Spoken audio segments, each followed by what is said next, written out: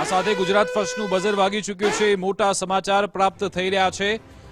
સ્વામિનારાયણ ગુરુકુળના સાધુના બફાટ મામલે સમાચાર મળી રહ્યા છે। આ બાબતે એક બાદ એક નેતાઓની પ્રતિક્રિયા આવી રહી છે। તેવામાં દ્વારકાધીશ માટે કરાયેલા નિવેદન સામે રોષની લાગણી જોવા મળી રહી છે। સાંસદ પરિમલ નથવાણીએ પણ આ બાબતે હવે પોતાની પ્રતિક્રિયા આપી છે। તેમણે એક્સ પ્લેટફોર્મ પર પોસ્ટ કરીને આ બાબતે રોષ વ્યક્ત કર્યો છે। તેમણે નારાજગી વ્યક્ત કરી છે।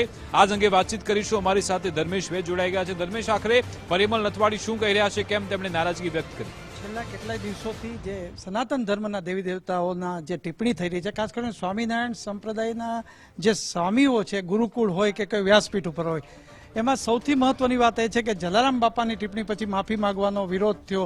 એ પછી છેલ્લા 3 દિવસથી વડતાલ જવું, દ્વારકા ન જવું, એ વિરોધ ગઈકાલે દ્વારકામાં પણ ગુગળી બ્રહ્મ સમાજે કર્યો।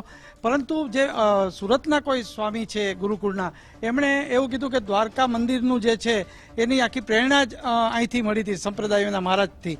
આ તમામ વસ્તુ જે જ્યારે વહેતી થઈ છે ત્યારે રાજ્યસભાના સાંસદ અને દ્વારકાધીશ ઉપર અતૂટ શ્રદ્ધા ધરાવનાર પરિમલ નથવાણીએ એક્સ પ્લેટફોર્મ ઉપર એમણે પ્રતિક્રિયા આપી છે અને એમણે કીધું કે અવારનવાર અર્થહીન અને જેને કહેવાય કે હેતુ વગરના આવા વાક્યો કે નિવેદનો લોકો સમક્ષ મૂકીને આ સનાતનના ભગવાનો અને સનાતન ધર્મને હાનિ પહોંચાડી રહ્યા છે।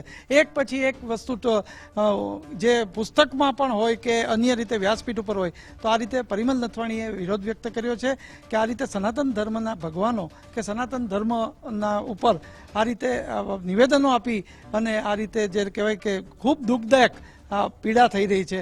આવા નિવેદનો કે આવા અર્થહીન જે કહી શકાય કોઈ ભગવાન વિશે ન બોલાય તો સારું, એવું એમને ઉલ્લેખ પણ કર્યો છે। બિલકુલ, આભાર તમામ જાણકારી આપવા બદલ। આ સાથે આખરે શું નિવેદન આપવામાં આવ્યું હતું જેના કારણે આખો રોષ જોવા મળી રહ્યો છે, એ પ્રતિક્રિયા સાંભળી લઈએ।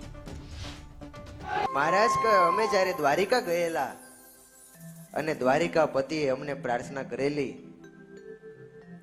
કે જો આપ કોઈ મોટું ધામ બનાવો, મોટું વિશાળ મંદિર બનાવો, તો મારી ઈચ્છા છે કે ત્યાં આવીને અમારે નિવાસ કરવો છે।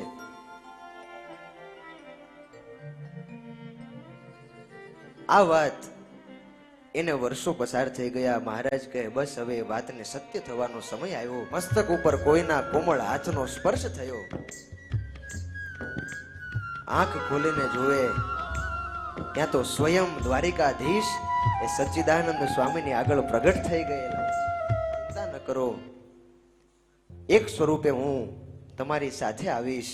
એવી રીતે દ્વારિકાધીશ વડતાલ આવવા માટે સ્વામીની સાથે નીકળ્યા છે।